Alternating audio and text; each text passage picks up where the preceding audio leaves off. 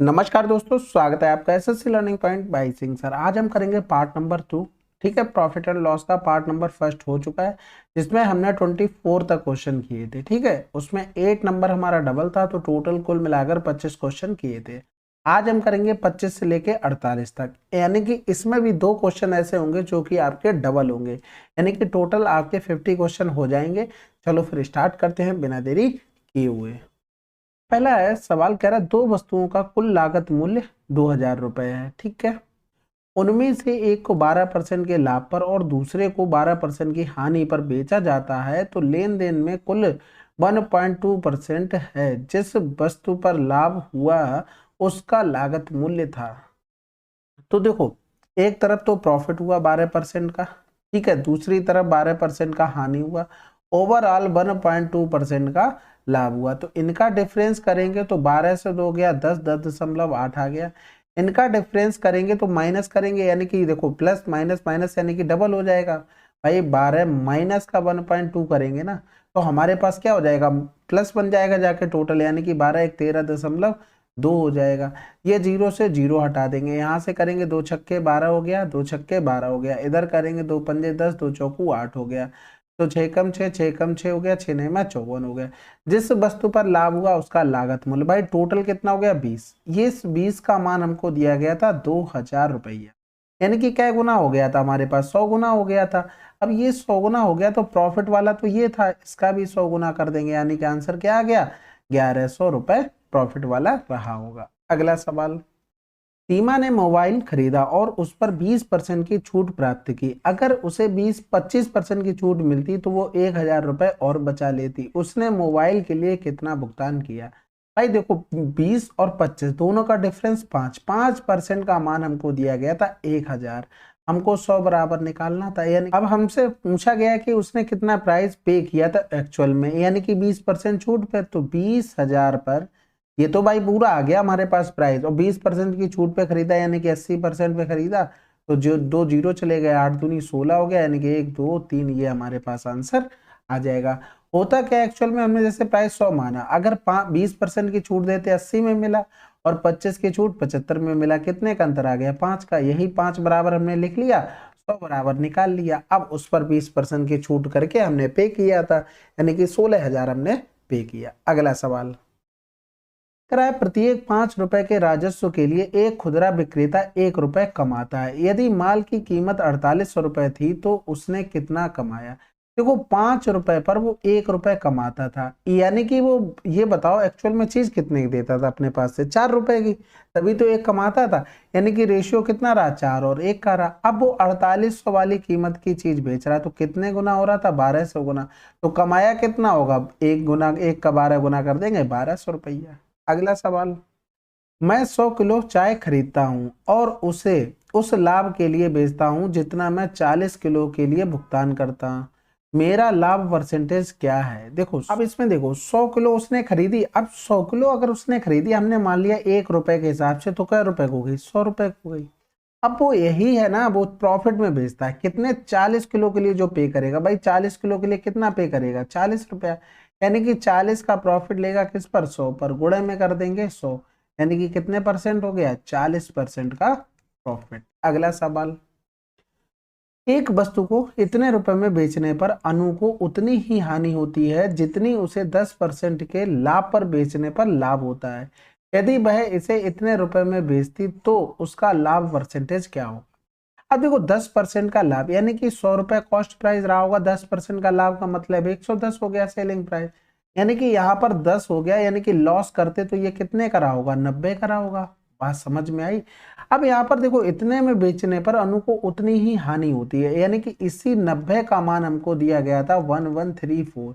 अब यहाँ पर अगर 100 बराबर निकालते तो क्या आ जाता, कॉस्ट प्राइस आ जाता। ये जीरो से जीरो कर लेंगे, इधर करेंगे तो 9 एकम 9, 2 बच गया, 9 दूनी 18, 9 छक्का 54, 1260, ये आ गया हमारा कॉस्ट प्राइस।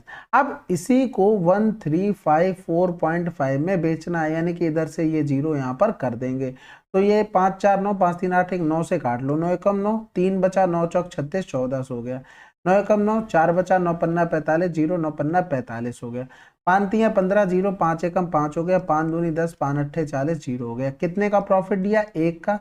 10 से 8 गया तो 2, 21 का प्रॉफिट लिया किस पर? 280 पर। गुणे में कर देंगे 100। अब ये तो सवाल बिल्कुल आसान बन गया भाई, कुछ बचा है? 7 तियां 21 हो गया, 7 चौक 28 हो गया, इधर करेंगे तो 25 हो गया, 25 तियां 75 और 25 होगा यहाँ पर, 25 तियां 75 बटे में 10 यानी कि 7.5% का लाभ होगा। अगला सवाल, एक व्यक्ति ने एक कुर्सी 13% के लाभ पर बेची। यदि वह इतने रुपए अधिक में बेचता तो उसे x% का लाभ होता है। यदि कुर्सी का क्रय मूल्य इतने रुपए है तो x का मान बताइए। देखो 3750। अब अगर प्रॉफिट देखते तो 113 बटे में 100 ये हो जाता टोटल प्रॉफिट, भाई 13% के लाभ पर बेचता। अब वो इतने अधिक में बेचता है यानी कि जो बेचा है उससे 607.50 अधिक में बेचता तो उसे x% का लाभ होता। अब ये जो x% का लाभ होगा वो किस पर होगा? 3750 पर होगा। 100 प्लस x अपॉन में 100, ये टोटल हमारे पास कंपेयर होता जाके। अब हमें क्या करना है? कैलकुलेशन करना है। पॉइंट हटा दो, ये 100 कर लो नीचे, ये 100 और ये 100, ये 100 कैंसिल आउट हो गया। अब यहाँ पर क्या करते हैं? कैलकुलेशन का खेल बचा, जीरो से ये जीरो चला गया, ये जीरो चला गया, इधर करेंगे 5 सत्ते 35, पचम 25, इधर भी 75 हो गया, इधर करेंगे तो 5 एकम 5, 12 पंजे 60, 5 एकम 5, 2 बचा, पचम 25 हो गया। फिर से काट लेंगे तो 15 पना 75, 15 पना 75, 15 अट्ठे 120 हो गया, 15 एकम 15 हो गया। अब यहाँ पर गुणा कर लो सीधा, 500 प्लस का 5x और इधर हो गया 5 तिये 15, 5 एकम 5 एक 6, 5 एकम 5 हो गया और प्लस में 81 हो गया, यानी कि 5x बराबर लिखेंगे तो 65 प्लस का 81 हो गया, यानी कि x बराबर में 5 एक 6, 8 6 14 बटे में 5 हो गया। तो 5 दूनी 10 हो गया, 4 बचा, 5 ने 45 हो गया, 5 दूनी 10 यानी कि 29.2 हमारा x का मान आ जाएगा। थोड़ा सा कैलकुलेशन था, बाकी आसान था। अगला सवाल, आम को 10,000 रुपए प्रति टन की दर से खरीदा जाता है। यदि कुल आमों का 1/3 4% की हानि पर बेचा जाता है तो शेष आमों को किस कीमत पर बेचा जाना चाहिए ताकि पूरे लेन देन पर 30% का लाभ? अब देखो 1/3 यानी कि पूरा अगर हम 3 मान ले तो 1/3 का मतलब 1 हो गया और फिर बचा कितना? 2। ये हमारे पास रेशियो बचा। भाई 4% की हानि हो रही थी, टोटल हमें ये वाला पता नहीं, लेकिन टोटल पर 30% का लेन देन हो रहा था यानी कि ये हानि हो गया। इनका डिफरेंस करेंगे, ये 34 हो गया। इनका रेशियो हमने कितना निकाला था? 1:2। ये 34 हो गया, क्या गुना हो रहा था? ये 17 गुना, तो इसका भी 17 गुना करेंगे। अब एक छोटा है तो दूसरा तो बड़ा आना चाहिए था, यानी कि ये वाले कितने पर होगा? 30 प्लस का 17 यानी कि 137 सॉरी 47 आ गया। अब वो ये कह रहा था कि कितने कीमत पर बेचा गया होगा। भाई प्राइस क्या था? 10 टन था, इतने प्रॉफिट पर बेचा गया है तो जीरो से जीरो चला गया यानी कि 14700 आंसर आ जाएगा। ठीक है भाई, देखो पूरे का प्राइस हमें दिया गया था, अब वहां से हमने निकाल लिया टन के हिसाब से। अब ये देखो जो भी टन बना है उसको इक्वेट कर लिया, ऐसा नहीं कि उसी से, भाई उसी रेशियो में हम लेकर चल रहे हैं, तो ये हमारे इस तरीके से आंसर आ जाएगा। अगला सवाल, एक व्यक्ति ने एक वस्तु को उसके अंकित मूल्य पर 30% की छूट पर खरीदा, फिर उस व्यक्ति ने उसे 30% के लाभ पर इतने रुपए में बेच दिया।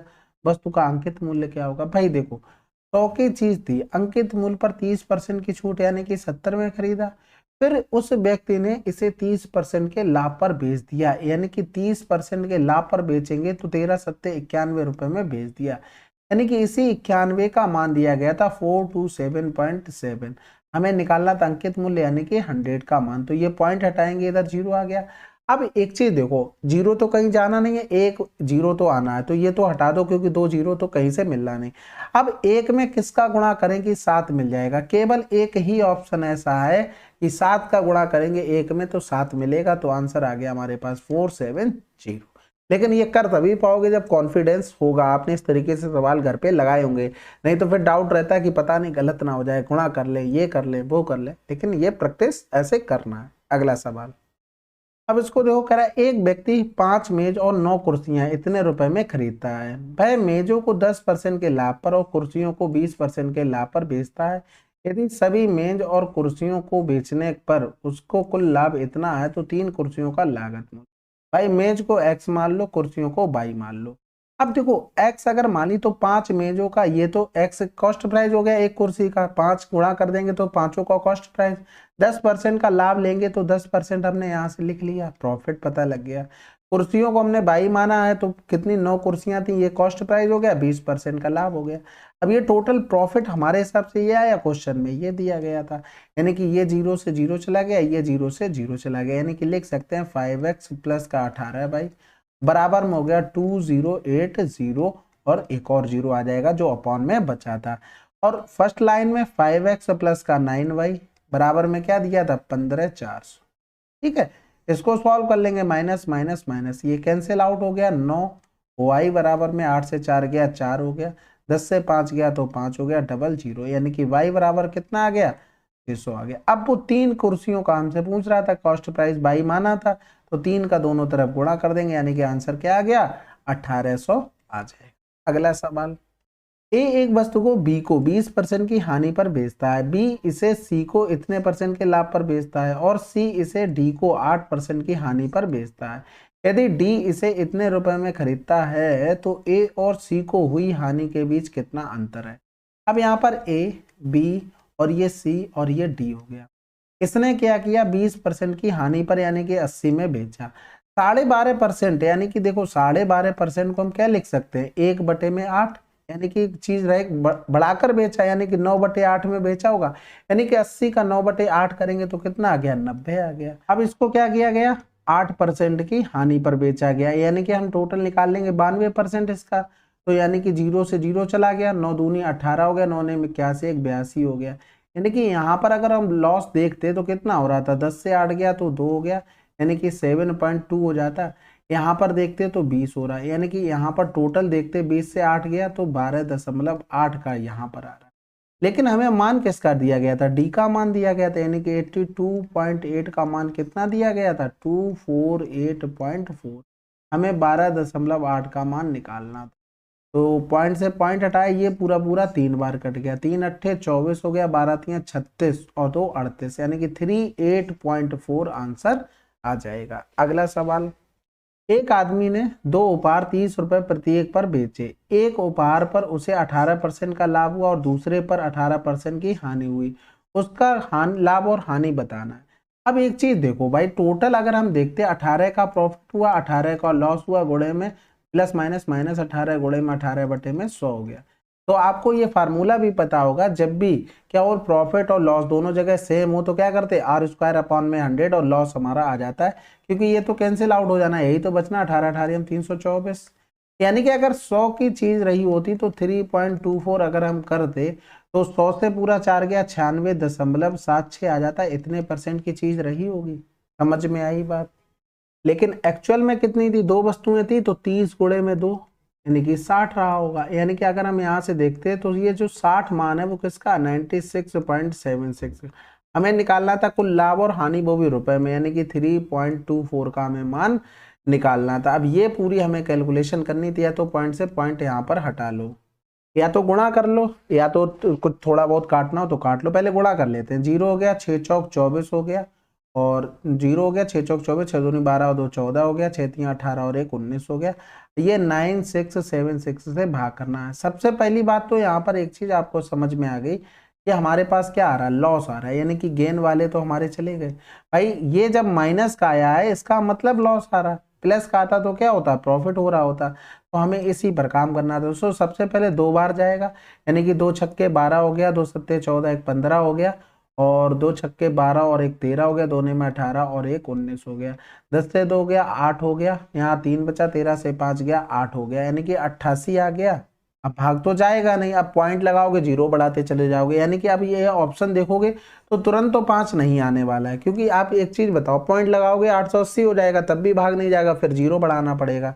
इस तरीके से तो करोगे, पॉइंट 0 फिर 0 लगाओगे, फिर यहाँ से तब भी नहीं गया, फिर एक और 0 बढ़ाओगे तब भाग कहीं जाएगा, यानी कि आंसर हमारे पास क्या आ जाएगा अप्रोक्सीमेट 2 रुपए आएगा। ठीक है, अगला सवाल, एक वस्तु को 20% के लाभ पर बी को बेचता है, बी इसे 10% के लाभ पर सी को बेचता है और इतने रुपए प्राप्त करता है। यदि सी ए से समान वस्तु खरीदता तो वह बी के साथ खर्च की राशि से 5% कम खर्च करता, तब ए को कितना लाभ होता। अब यहाँ पर ए, बी और सी, 20% के लाभ का मतलब 120 हो गया, 10% का लाभ का मतलब हो गया इसका 110% निकालना पड़ेगा, यानी कि 132 आ जाएगा। ठीक है, अब वो कह रहा था यदि सी ए से सामान वस्तु खरीदता तो वह बी के साथ खर्च की राशि से 5% कम खर्च करता। भाई उसने बी के साथ कितनी खर्च की, 132 खर्च की, 5% कम खर्च करता तो 95% तो करता। तो इधर कर लेते तो 4 तियां 12 हो गया और 4 तियां 12 हो गया, 4 दूनी 8, 4 पंजे 20, 55 25 हो गया, ये 19 हो गया। इधर करेंगे 19 तियां 57, हाथ से लगा 5, 19 तियां 57 और 5 62 बटे में 5 हो गया। काटेंगे तो 5 एकम 5 हो गया, 1 बच गया, फिर 5 दूनी 10 हो गया, 2 बच गया, 55 25 हो गया, 5 चौको 20 हो गया। यानी कि अगर हम देखते हैं यहाँ से ए को प्रॉफिट कितना हो रहा था, यानी कि 125.4 का प्रॉफिट हो रहा, ए को प्रॉफिट पूछ रहा है ना 132, यानी कि सी का मान हमारे हिसाब से 132, क्वेश्चन में 132,000 आया था, गुणे में हमें 25.4 का मान निकालना था। ये कैंसिल आउट, एक जीरो इससे चला गया, यानी कि आंसर आ जाएगा 25400 आंसर। अगला सवाल, कुछ वस्तुओं के विक्रय मूल्य के बीच का अंतर यदि 9 रुपए प्रति वस्तु के बजाय 12 रुपए प्रति वस्तु बेचा जाता है तो 150 रुपए है। अब कुछ वस्तुओं के स्थान पर हमने x वस्तुएं मान ली, यानी कि एक बार 9x हो गया, एक बार 12x हो गया, इन दोनों का डिफरेंस करेंगे 3x बराबर में 150 हो गया, यानी कि x बराबर क्या हो गया 50। तो हमारे पास वस्तुओं की संख्या क्या आ गई 50 आ गई। यदि इन वस्तुओं की लागत मूल्य 250 है, यानी कि जो 50 वस्तुओं थी इनका कॉस्ट प्राइस कितना था 250 था, तो एक वस्तु का कॉस्ट प्राइस कितना हो गया 5 रुपया हो गया।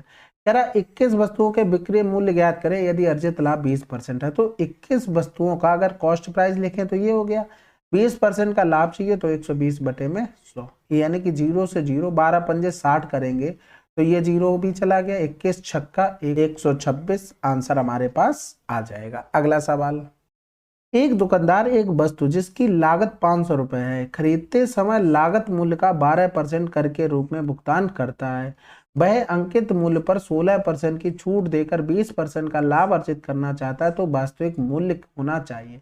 पहले इस लाइन को देखो, मार्क प्राइस और ये हो गया कॉस्ट प्राइस, यानी कि अगर डायरेक्ट रेशियो बनाते हैं तो 120 तो ये हो गया, 16% का छूट का मतलब 84 हो गया, 12 सत्ते 84, 12 कम 12 हो गया। अब एक चीज बताओ भाई, उसे जो रेशियो हमने बनाया वो एग्जैक्ट चाहिए ही चाहिए, लेकिन कॉस्ट प्राइस पर 12% कर चला जाता है, यानी कि उसे अगर 500 कॉस्ट प्राइस है तो उसे इतने में तो बेचना होगा, क्योंकि भाई 12 एक्स्ट्रा मिलेगा तभी तो ये रेशियो मेंटेन करोगे, नहीं तो 12 तो कम हो जाएगा अगर उसी पर कैलकुलेशन करोगे। तो ये 0 से 0 चला गया, यानी कि जो 7 बराबर आया वो 5 गुणे 112 आया। हमें निकालना था 10 बराबर, यानी कि 7 बटे में 5 गुणे में 112 बटे में 7 और गुणे में हो गया 10। तो इधर करेंगे 7 एकम 7, 7 छक्का 42, 16 पंजे 80, यानी कि 800 रुपए में उसे वस्तु बेचनी होगी। भाई समझ गए ना। देखो अगर मान लो हम इस पे डायरेक्ट कर लेते, मान लो 7 बराबर 500 कर लेते, लेकिन एक चीज ये देखो ना 12% कटना भी तो है। अब उसे इससे नहीं मतलब 12% कटे ना कटे, उससे नहीं मतलब, उसे ये रेशियो मेंटेन चाहिए, उसे प्रॉफिट 20% का चाहिए, चाहे कुछ भी काट दो। तो इससे बढ़िया हम 500 में प्लस कर 112% निकाल लेते हैं ना, जिससे हमें एक्स्ट्रा अमाउंट जो चाहिए वो हम पहले ही बढ़ा ले रहे हैं, उसके बाद हम सेल करेंगे ना तो हमें परसेंटेज प्रॉपर मिल जाएगा। अगला सवाल, अब इसको देखो, एक व्यक्ति ने किसी कीमत पर 40 वस्तुएं खरीदी, उसने कुछ वस्तुओं को 26 वस्तुओं के क्रय मूल्य के बराबर मूल्य पर बेचकर 30% का लाभ पर बेचा, शेष वस्तुओं को 18% लाभ पर बेचा जाता है, कुल लाभ परसेंटेज क्या होगा। अब देखो हम मान लेते हैं कि एक वस्तु का प्राइस 100 है, अगर हम 40 वस्तुओं का करें तो कितना हो गया 40,000 हो गया। एक्स, यानी कि कुछ वस्तुओं को हमने मान लिया वो वस्तुएं एक्स थी, अगर उसका कॉस्ट प्राइस लिखते तो ये हो गया टोटल 30% के लाभ पर बेचा इनको, ठीक है। लेकिन हुआ क्या है, जो भी ये पैसा आया वो 26 के कॉस्ट प्राइस के बराबर है, तो यहां से एक्स वस्तुएं निकाल लेते हैं, ये इससे कैंसिल आउट, ये इससे कैंसिल आउट हो गया, 13 दूनी 26, यानी कि 20 वस्तुएं हमारे पास रही होंगी टोटल। यानी कि अगर हम लिखें तो 20 वस्तुएं भाई दोनों तरफ से हमारे पास हुई, तो एक तरफ 20 हो गई, एक तरफ 20 हो गई।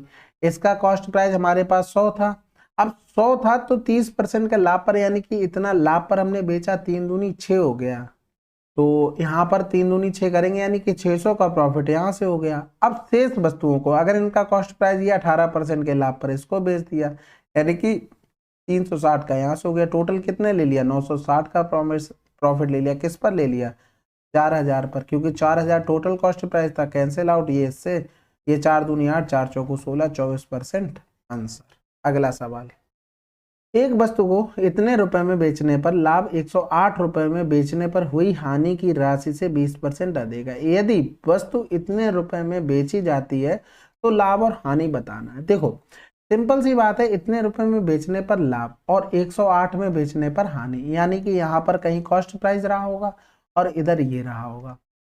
20% का मतलब हो गया 1/5, यानी कि अगर यहाँ पर वैल्यू 5 है तो यहाँ पर वैल्यू कितनी है, 6 है। हानि की राशि से 20% अधिक है।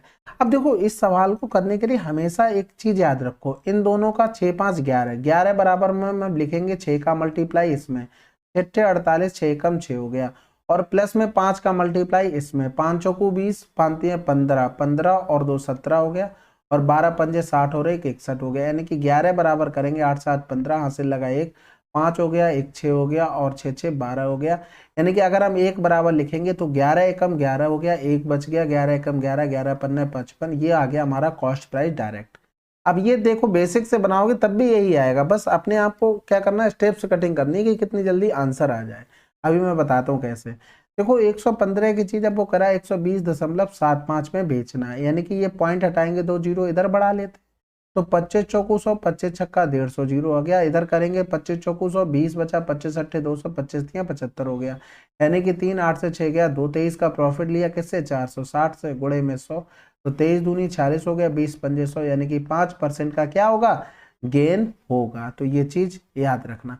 अब होता क्या, जैसे मान लो यहाँ पर अगर x मान लेते तो अगर हम लॉस निकालते तो x माइनस का 108 ये लॉस हो गया, प्रॉफिट निकालते तो 123.40 ये हो गया।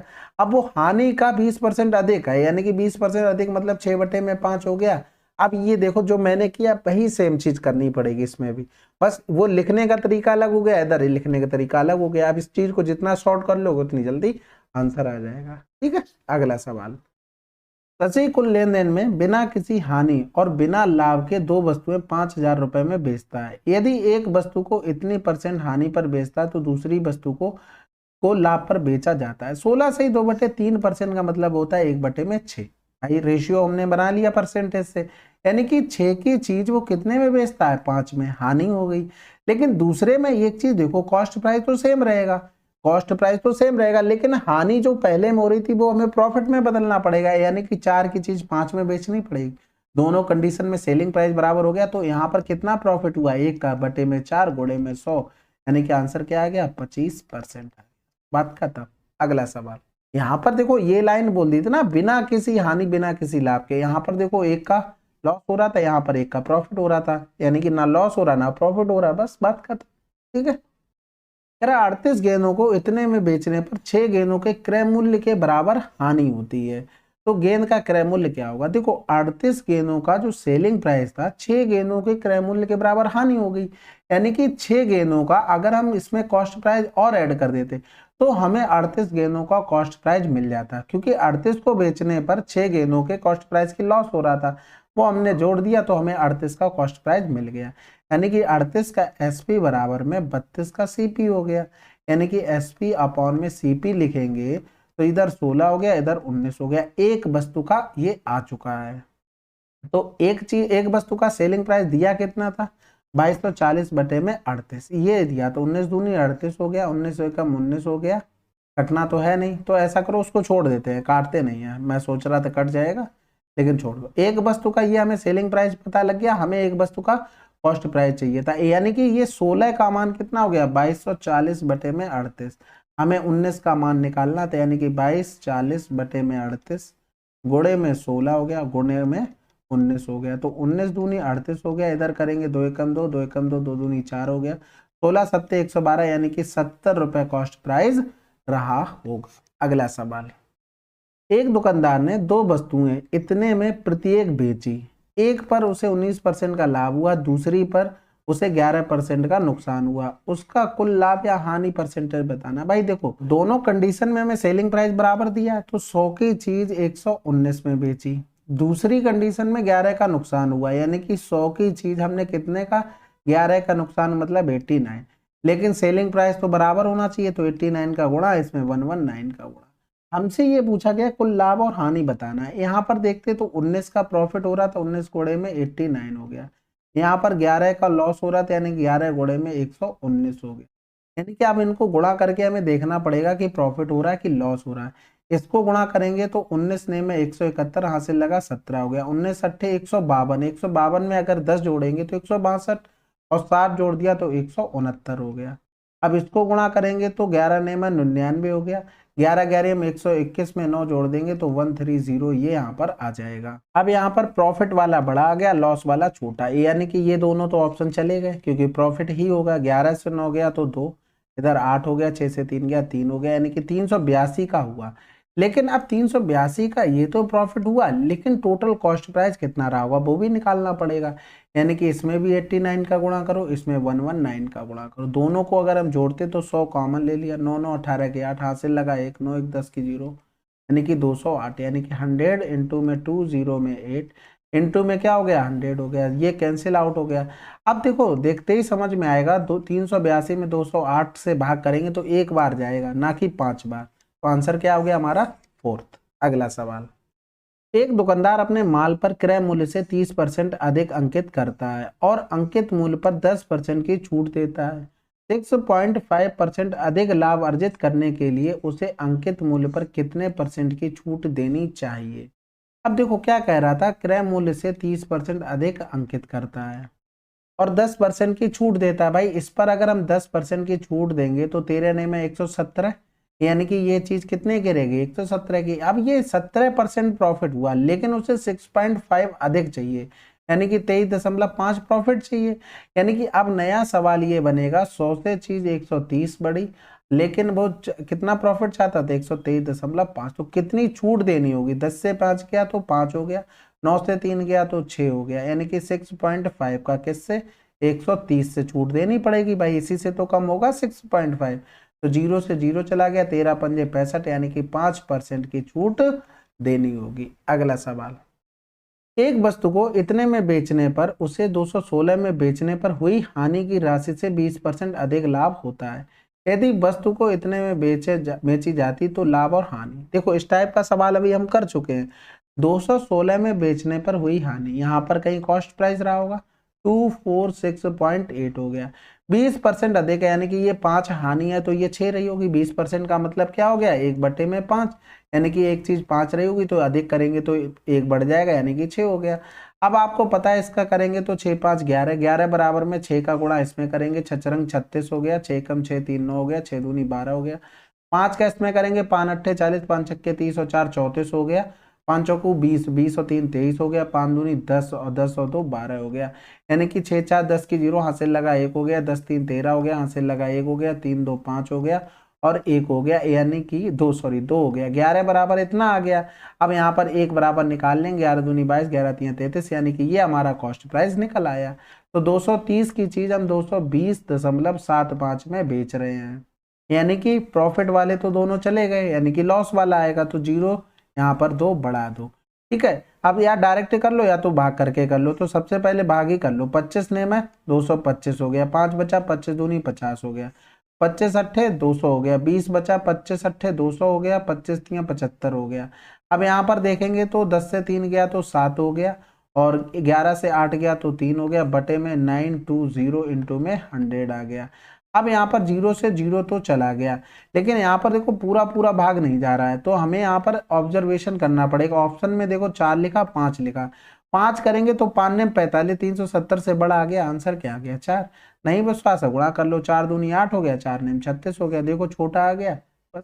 अगला सवाल, एक दुकानदार प्रत्येक वस्तु पर 16% की छूट देता है, छूट देने के बाद भी उसे 8% का लाभ होता है। यदि वह 1800 की अंकित वस्तु पर 16% के स्थान पर 8% की छूट देता है तो उसका लाभ परसेंटेज क्या होगा। अब देखो प्रत्येक वस्तु पर 16% की छूट देता है, यानी कि मार्क प्राइस और कॉस्ट प्राइस। छूट वाला कॉस्ट प्राइस के नीचे आ जाएगा, यानी कि 84% हो गया, और 8% का लाभ का मतलब 108 हो गया। 12 ने में 108, 12 सत्ते 84 हो गया। अब देखो इसको तो भूल जाओ, देखो 1800 अगर 9 बराबर 1800 7 बराबर फिर निकालोगे तो बात तो वही बननी है, और हमें परसेंटेज पे काम करना है। इस पर उसने 16% की छूट ना देकर 8% की कर दी, यानी कि 92% चीज बची। तो 4 दूनी 8, 4 तियां 12 हो गया, 4 दूनी 8, 4 पंजे 20, और इसका 7 के साथ रेशियो बना लो, यानी कि 207 और 175, यानी कि 175 की चीज 207 में बेची। तो फायदा कितना हुआ, 7 से 5 गया तो 2 हो गया, और 10 से 7 गया तो 3 हो गया, और किस पर हुआ, 175 पर। गुणे में कर देंगे 100, तो 25 चौकू 100, 25 सत्ते 175, 4 दूनी 8, 4 तियां 12 बटे में 7 हो गया, 7 एकम 7 हो गया, 5 बचा, 7 अट्ठे 56, 2 बचा, 7 दूनी 14, यानी कि 18.2 समथिंग आंसर आ जाएगा। अगला सवाल, एक वस्तु को 640 में बेचने पर एक व्यक्ति को उसके विक्रय मूल्य के 15% की हानि होती है। उसे उसके क्रय मूल्य पर 15% लाभ प्राप्त करने के लिए किस मूल्य पर बेचना होगा। अब देखो 15% की जो हानि हो रही है वो किस पर हो रही, विक्रय मूल्य पर हो रही। 15% का मतलब हो गया 5 तियां 15, 5 दूनी 10, यानी कि ये तो हमारा लॉस हो गया। ये हमारा क्या रहा होगा, सेलिंग प्राइस, यानी कि अगर कॉस्ट प्राइस हम निकालेंगे तो 20 प्लस का 3, यानी कि 23 रहा होगा हमारे पास कॉस्ट प्राइस। अब वो कह रहा था कि 15% का लाभ प्राप्त करना, तो 23 पर हमें 15% का लाभ प्राप्त करेंगे, इतने में हमें बेचना होगा। लेकिन उसने वस्तु पहले कितने में बेची, 640 में बेचने पर, यानी कि 20 का मान दिया गया था 640, हमें निकालना था 23 गुणे में 115 और गुणे में 100 हो गया, तो 0 से 0 हो गया, 2 तियां 6, 2 दूनी 4 हो गया, 5 दूनी 10 हो गया, 5 तियां 15 हो गया, 5 दूनी 10 हो गया, और इधर करेंगे 4 पंजे 20 हो गया, 4 अट्ठे 32 हो गया, 23 23 की हम 529 हो गया, 8 का गुणा करेंगे 8 ने 72, या तो ऐसा करो 2 का गुणा इधर कर लो, 2 का इधर कर लो, एक के बाद पॉइंट आना है, बस आंसर लगा देना। 8 दूनी 16 हो गया, 16 ने में 144 हो गया, यानी कि ये आंसर आ जाएगा, यूनिट डिजिट मिल गई। 16 ने में 144, 16 दूनी 32, 32 4 36, 36 और 10 46, हासिल लगा 4, 16 पंजे 80, 80 और 4 84, और नीचे एक के बाद पॉइंट, हमारे आंसर आ गया। ठीक है, बस थोड़े कैलकुलेटिव में, बाकी तो आसान है। अगला सवाल, एक वस्तु का क्रय मूल्य और अंकित मूल्य क्रमशः 720 और 900 है। जब इसे x% की छूट पर बेचा जाता है तो लाभ इतने % होता है, x का मान बताइए। अब देखो क्रय मूल्य हमें यानी कि CP दिया गया था 720 और मार्क प्राइस दिया गया था 900 रुपया। x% की छूट हमेशा कॉस्ट मार्क प्राइस पर दी जाती है, यानी कि 100 माइनस का x अपॉन में 100, ये क्या बन गया, छूट देने के बाद सेलिंग प्राइस बन गया। अब प्रॉफिट होता है कितना, 5x अपॉन में 3%। प्रॉफिट हमेशा कॉस्ट प्राइस होता है 100 प्लस का 5x अपॉन में 3 और अपॉन में 100 हो गया, ये टोटल हमको प्रॉफिट हुआ। अब ये भी सेलिंग प्राइस बन गया। अब दोनों को बराबर कर दो, ये इससे कैंसिल आउट हो गया, एक जीरो से एक जीरो चला गया, 9 एकम 9 हो गया, 9 अट्ठे 72 हो गया, 2 चौकू 8 हो गया, 2 पंजे 10 हो गया, यानी कि गुणा करेंगे तो 400 प्लस का 5 चौकू 20 x बटे में 3 बराबर में हो गया 500 माइनस का हो गया 5x हो गया। अब यहाँ पर कर लेंगे x वाला इधर लेके आ जाते हैं, यानी कि 5x प्लस का 20x अपॉन में 3 बराबर में हो गया 5 से 4 गया, यानी कि 100 आ गया। तो इधर करेंगे 5 15 15 और 20 35x बटे में 3 बराबर में 100 हो गया, 5 सत्ते 35 हो गया, 5 दूनी 10 हो गया, यानी कि x बराबर में करेंगे तो 30 दूनी 60, यानी कि 7 आ गया। तो इधर करेंगे 7 अट्ठे 56, 4 बटे में 7, ये हमारा x का मान आ जाएगा। अगला सवाल, एक वस्तु का अंकित मूल्य 240 है, एक दुकानदार इसे इसके अंकित मूल्य पर 18% छूट देकर बेचता है और फिर भी 23% का लाभ प्राप्त करता है, वस्तु का क्रय मूल्य क्या होगा। भाई देखो अंकित मूल्य हमें दिया गया था, लेकिन नीचे रेशियो हम देखते हैं मार्क प्राइस कॉस्ट प्राइस। लाभ वाला हमेशा मार्क प्राइस के पास आ जाता है और छूट वाला आ जाता है हमारे हमेशा कॉस्ट प्राइस के पास आ जाता है। अंकित मूल्य यानी कि 123 का मान हमें दिया गया था 240, हमें निकालना क्या था, क्रय मूल्य यानी कि 82 का मान। तो यहाँ से करेंगे 3 चौकू 12, 3 एकम 3 हो गया, 3 अट्ठे 24 हो गया, इधर करेंगे तो ये 2 बार चला गया, यानी कि 160 हमारा कॉस्ट प्राइस रहा होगा।